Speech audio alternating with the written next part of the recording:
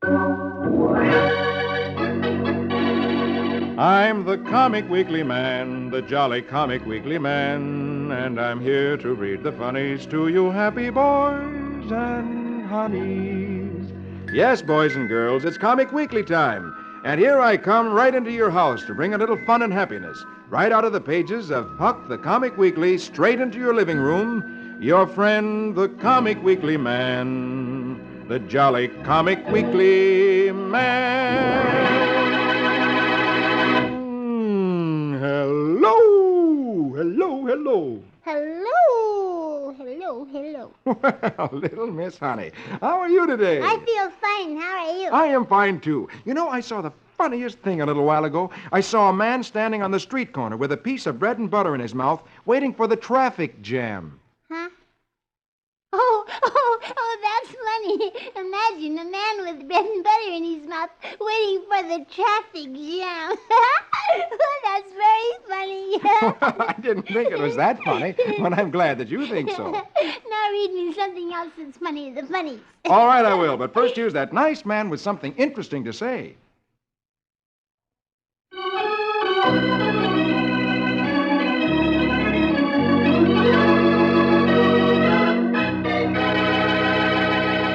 Now, here we go with Puck the Comic Weekly, and at the top of the first page... Snookums, snookums, snookums. And we'll read that right away. So, will everybody please get their funny paper spread out to the first page? I've got mine. And if anyone hasn't got Puck the Comic Weekly with them today, be sure to have your daddy or mommy get it next week so you can follow the comics with us. Now, here we go with Snookums. Magic words by the music, please. Very well, my lady. Diddly-da, diddly-doo, wickamackam ookums. Let's have a little tune for little Snookums.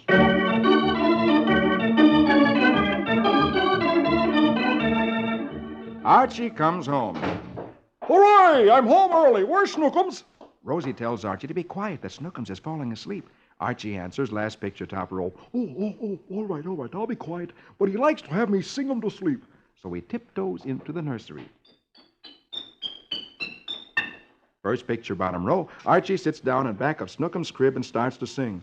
Rock-a-bye, baby, on the treetop, when the boat breaks.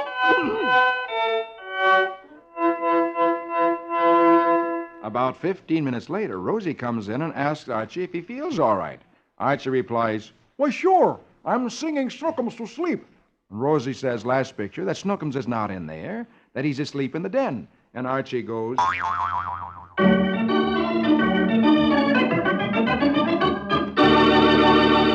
Oh, look at that funny look on Archie's face. Doesn't he look silly? He certainly does, and he should, sitting there in an empty room singing to an empty crib. I think Archie's the funniest fellow. Oh, he certainly is. Oh, please, quick, turn over the page to Flash Gordon, because Flash has been captured again by that mean bad man Zinn. Yes, and Zinn sent Flash into the liquid chamber to inhale the gas. And anybody who inhales that gas can't think for themselves anymore. Hey, you know all about this, don't you? Yes, of course. I listened very carefully. But Flash didn't really breathe the gas because Ruby gave him a little kind of thingamajig to put in his nose. Yes, a filter that Yes. let him breathe the air without breathing the smoke. And now he's pretending to be like the man who really breathed the gas. So let's read. Let's see if Flash really fools in. Very well, here we go with Flash Gordon. Riga-riga-doon-doons, ask him a task. Let's have music for heroic Flash.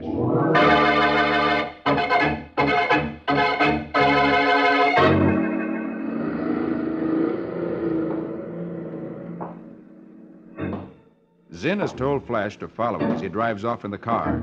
Flash walks along like a doll that has been wound up. He pretends he has breathed the liquid and atom gas and become one of Zinn's robot slaves. Zinn still can't believe he's Flash's master, so he decides to test his power, and he orders, "Flash, fall into the ground." Flash thinks fast, guessing the automatons would obey blindly without trying to protect themselves. It takes all of his willpower to keep from using his hands to break his fall. When Zinn sees Flash fall face downward to the ground, he's sure that Flash has breathed the gas and is now entirely in his power. So last picture, top row, Zinn gloats, "Now I can rule Mongo through him, Rubia. Flash, go to the slave barracks till I send for you." First picture, bottom row. In the slave barracks, which is the prison where all of the slaves are kept, Flash asks questions of the others, but the zombie-like victims of liquigen gas don't even seem to hear Flash's questions. He's sadly studying these living dead, whom he must imitate, when the barracks door opens. It's Rubia, who tells Flash to follow her. She leads Flash to her wing of the palace.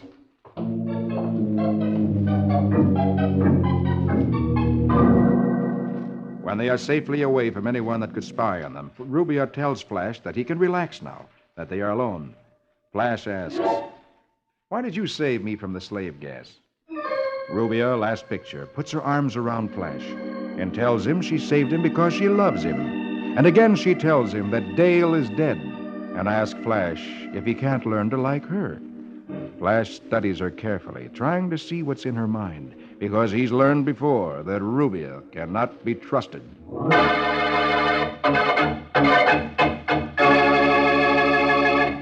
I'm glad that Rubia saved Flash, but even so, I don't like her, because she told Flash that Dale is dead, and Dale is not dead. No, she's not. Rubia's trying to break up Dale and Flash. Well, I hope Flash learns that Dale is alive and just fixes that Zin and Rubia and everybody else good. Well, we'll see what's going to happen next week. Okay. Now, let's go across the page to Dick's Adventures. Because exciting things are happening. Dick is with Paul Revere in the early days of America. And the British have sent ships to America carrying tea that is very highly taxed, and they're trying to force the Americans to buy the tea. And the Americans don't want to. And so Paul Revere and Dick have a mysterious plan. And I'm anxious to see what's going to happen. Well, maybe we'll find out today. So here we go with Dick's Adventures. Say the magic words with me. Riggedy-pack, kazak, kazik. Let's have music for Adventurous Dick.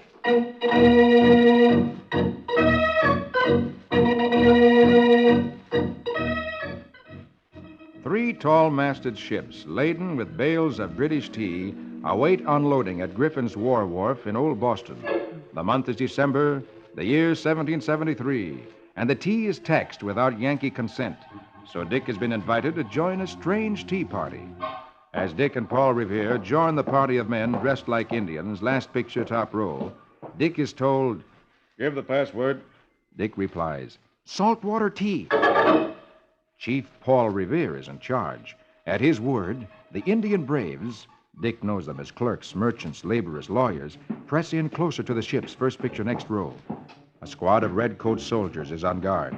The men stop, and there are low, whispered instructions. Paul tells Dick, "Now, easy, Dick. We want no fighting. Just dump the tea overboard." Dick asks, "Only the tea, Mr. Revere? Not the redcoats?" Paul replies, last picture, middle row, "Absolutely not the redcoats. Unless in the dark you should happen to mistake them for bales of tea. I might make that same mistake myself, lad." At the thought that he can push redcoat soldiers overboard, Dick answers with a grin, "Oh, I understand, sir." And then...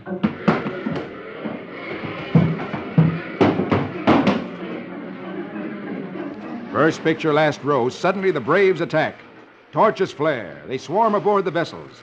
In the hour that remains before dawn, 3 shiploads of British tea are used to flavor the water of Boston Harbor. Dick tries his best not to make mistakes, but when he sees something with legs fall into the water, he asks innocently, "Is that another bale of tea, Mr. Revere?" And Paul replies with a twinkle in his eye, "I believe so, Dick, but I think we should haul him out before he drowns." Dick begins to shout, "Man overboard!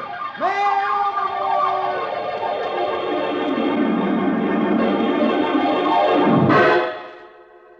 Last picture, Dick finds himself in bed. His mother and dad are leaning over him, and his mother tells him that he's been making a lot of noise and asks what's the matter. And Dick replies, "Huh? Oh, I'm sorry, Mom.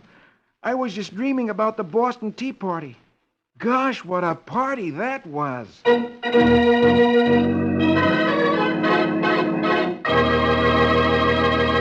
My goodness, Dick has the most exciting dreams. And they're all true. Yes, I know, because my teacher said so. And she said to bring Dick's Adventures to school so all the kids in my class could read about the Boston Tea Party. I think that's a wonderful idea. What do you think is going to happen next week? I think you'll find Dick with Paul Revere again next week. But to make sure... Oh, I'll be here. Good. And now look, here's Rusty Riley underneath Dick's Adventures. You know, I'm worried about Rusty Riley because that slinky Taffy Allardyce, who's Mr. Miles' nephew, knows that Tex is going to take Big Blaze to the racetrack where he'll be safe. Yes, and now Rusty hears Taffy tell his wife, Goldie, that he'll have to fix Big Blaze tonight. I just hope they don't discover that Rusty has heard them talking. Well, let's read and find out. So here we go with Rusty Riley. Gallop and run till the road is dusty. Give us music for his horse and Rusty.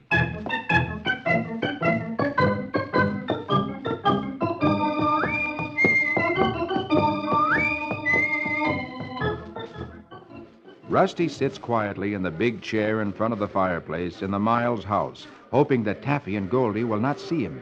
He hears Taffy say, "Something will have to be done about Big Blaze tonight.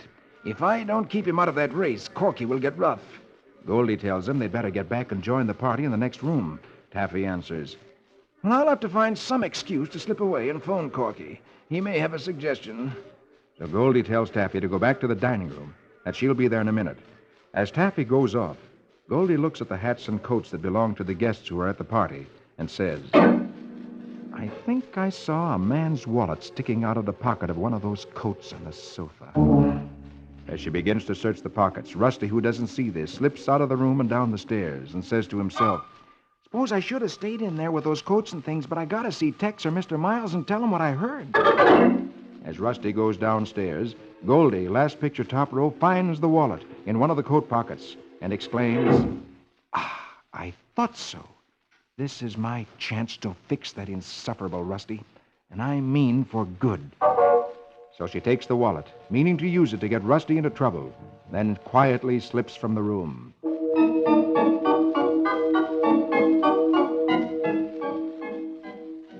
First picture, bottom row, Rusty is talking to Patty, Mr. Miles' daughter, and he tells her, "Patty, I gotta speak to your father. Will you ask him if I can see him? It's awful important." Patty can tell by the expression on Rusty's face that it is important, so she quickly goes to find her father. In a few moments, she's back with her father. Rusty says to him, "Gee, Mr. Miles, I had to see you. Mr. and Mrs. Allardyce are planning to do something to Big Blaze." Mr. Miles, who cannot believe that his nephew could be guilty of poisoning a horse, replies impatiently, "Now, look here, Rusty. You and Tex, too, are imagining things. This is absurd." "Oh, please, Mr. Miles, I'm not imagining." "That's enough, Rusty. To humor Tex, I'm sending Blaze to the track in the morning. Now, don't let me hear any more about it." Then he turns and walks out of the room. Rusty shakes his head mournfully and leaves the room, saying to himself, "Golly, why don't Mr. Miles believe me? Tex has the night off. I'll have to handle this alone."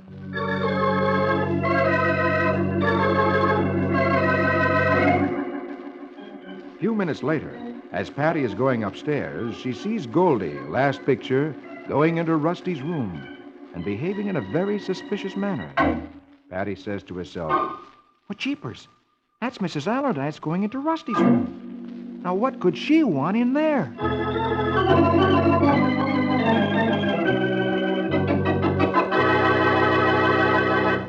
I know what she's going to do in there. She's going to put that wallet in Rusty's room and make it look like Rusty stole it. "How'd you ever guess that?" I just knew it.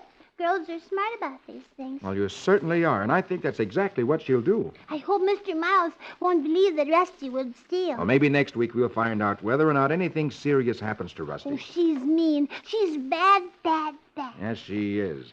But now, would you like to read Donald Duck? Oh, yes, please read Donald Duck. So let's turn over to page 6. Very well, I will. But first, here's that nice man with something interesting to say.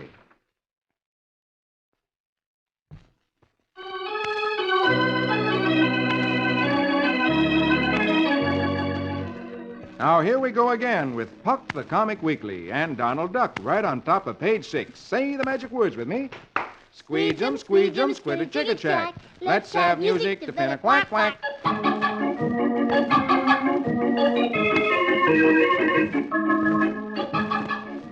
Donald has decided to improve his garden, so he decides that he needs some more good dirt.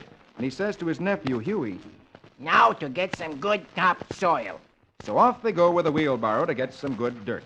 Huey asks, "Are you going to that vacant lot over on Elm Street?"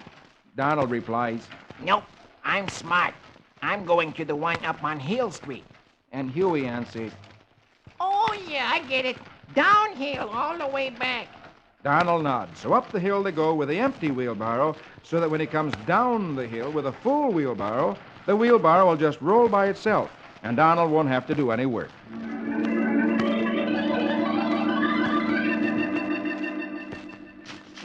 Last picture, top row. Donald has piled the dirt high on the wheelbarrow, and Huey says, My, that's an awful big load. and Donald replies, Why not? I'll have old man Gravity working for me on the return trip. and then he starts down the hill for home.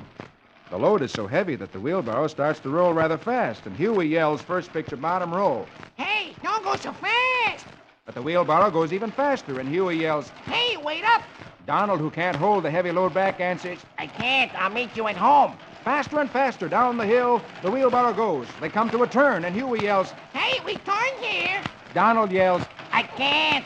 and over the curb it goes. Bumps across the street, through a fence, and then, all of a sudden, Huey yells, Uncle Donald, let go. and there's a big splash. On last picture, Donald and Huey look at the wheelbarrow, which is in the river, and Donald feels just like this.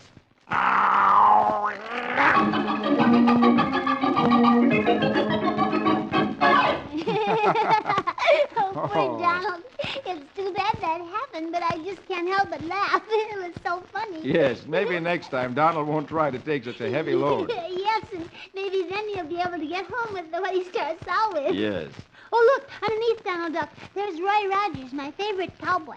This is exciting. Oh, you bet it is, because Roy has discovered the old hermit who has been setting fire to the telegraph poles. The man is in a cave, and he shot at Roy, but he missed him. And now he's waiting to take another shot at Roy, and this time he doesn't intend to miss. Well, please read quick. I want to see what happens. Very well, here we go with Roy Rogers, king of the cowboys.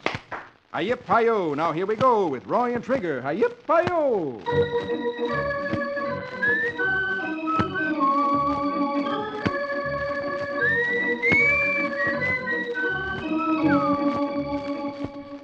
The old hermit watches the rock that Roy ducked behind. But what the hermit doesn't know is that Roy has backtracked and slipped around and come up on the rock above the cave. As Roy gets on the rock above, he hears the hermit mutter, Yeah, come out from behind that rock, you sneaking telegraph spy. I won't miss again. Quick as a flash, Roy flips his rope. And in a second, the hermit finds his arms pinned to his waist.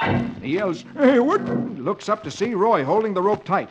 Roy says, Sorry, Pop, but you and that blunderbuss are plumb dangerous. Quickly, Roy scrambles down and has the old hermit tied up so he can do no more harm.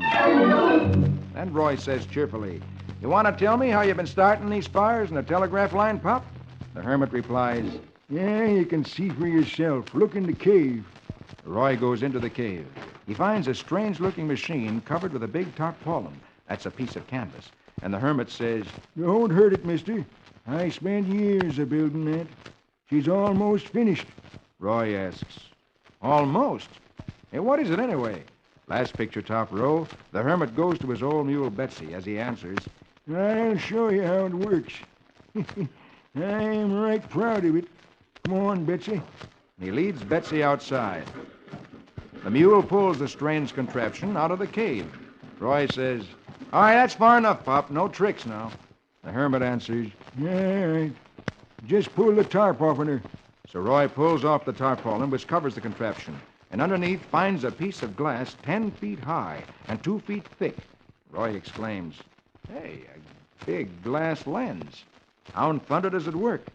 The hermit starts to unhitch the mule from the contraption, saying, Yeah, I can't show you now, son. Valley's too wet from rain to catch fire. Roy, looking at the glass, says, I'm beginning to get the general idea. Suddenly, the hermit exclaims, Hey, you're free, Betsy. Go get him. Kick him into the middle of next week. The mule runs at Roy, last picture, and Roy hears Brad shout, Hey, Roy, duck! Roy looks up to see the hind feet of the mule coming toward his head.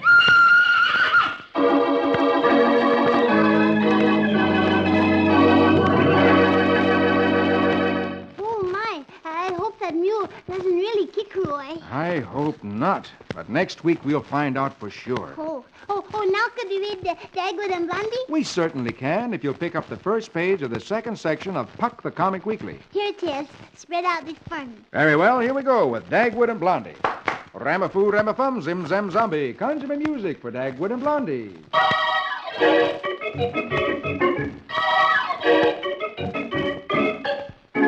Blondie is crying. Alexander asks Cookie. Hey, why is Mama crying? Cookie tells him it's because Dagwood wouldn't let her buy the plaid coat she saw in Hinkle's window. Cookie looks at her mother and says, Sad, isn't it? and Alexander feels so sad, he says, Hey, let's speak to Pop about it.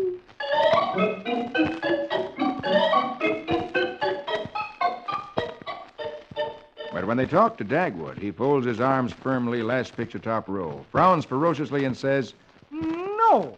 And when I say no, I mean it. She can't have the coat. Cookie and Alexander leave the room, and Alexander says, first picture next row, Gee, I've never seen Pop so hard-hearted.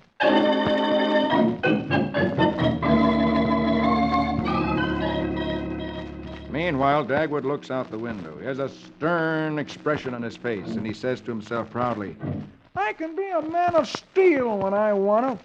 I can be cruel and cold with a heart of rock when it's necessary.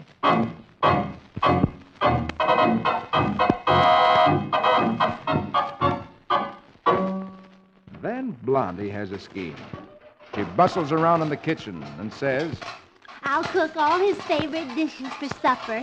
That always wins him over. So she happily cooks Dagwood's favorite supper, hoping that he'll be so happy about it that he'll buy her the coat. But as he finishes supper, first picture next row, Dagwood pounds the table fiercely and roars, It's a delicious supper, but no coat. Understand? No coat. Dagwood frowns fiercely. And Blondie burst into tears again. And Dagwood suddenly looks very sorry. And he goes out of the room and comes back, last picture of the row, with a box and hands it to Blondie, saying, Stop crying, dear. Here's your coat. I bought it for you yesterday. Blondie exclaims. Well, then why did you tell me I couldn't have it? Dagwood answers, first picture bottom row. I was practicing being firm. I knew you wanted the hat that was in the window, too, and, well, I wanted to be firm about it. Blondie says. Oh, darling, you don't have to worry about that. I bought the hat this morning. Hmm? And she puts on the hat and coat. And says to Dagwood, last picture. You're the sweetest, kindest man in the world. Dagwood takes one look at the hat he didn't want her to buy, and then a look at the coat which he had to spend so much money for, and he chews his fingernails and moans.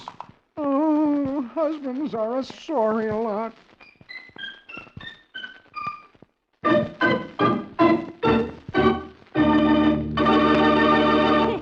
Oh, poor Dagwood. He never wins. I should say not with Blondie. He bought her the coat to be nice to her so he could be firm about not letting her buy the hat, and then she got both of them anyway. Well, it's a very nice hat.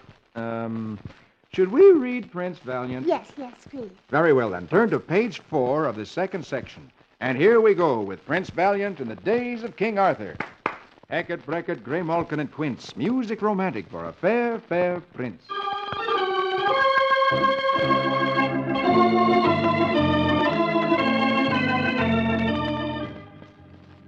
Hap Atlas swore on his father's deathbed that he would take and rule the land of Thule, whose ruler is King Agwar, father of Prince Valiant. But when King Hap Atlas attacked the castle of King Agwar, his well-laid plans come to nothing before a seemingly empty castle that defies capture. Now, the army he should have surprised and have defeated in battle is behind him in his own country, raiding his own kingdom.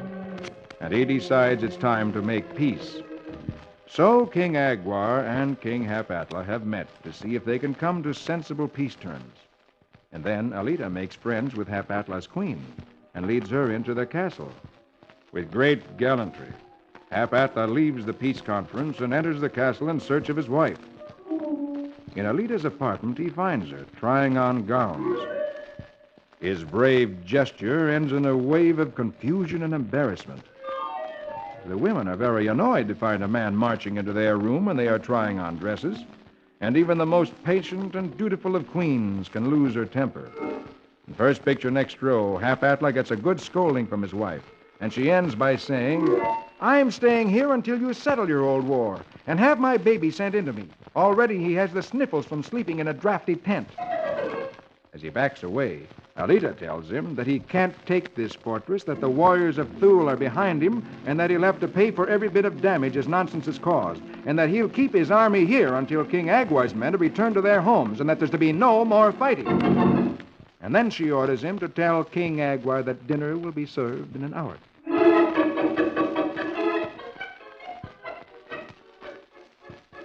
Hap-Atla strode into the castle a warrior king. He comes out like a small boy caught in some mischief. First picture, bottom row. As he drops to his camp stool very sadly, King Agwar smiles, knowing that Hap-Atla must have had a good scolding from Alita. And he says sympathetically, I know just how you feel. She's been running my kingdom ever since she came here. And then he takes him by the arm, last picture, and says, but come, sir. We must not keep dinner waiting. Even kings can get a scolding, as you now know.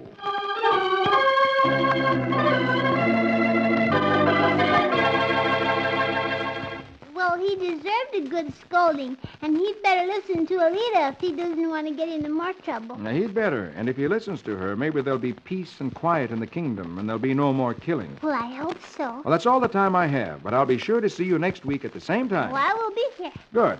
Now, before I go, here's that nice man with something interesting to say.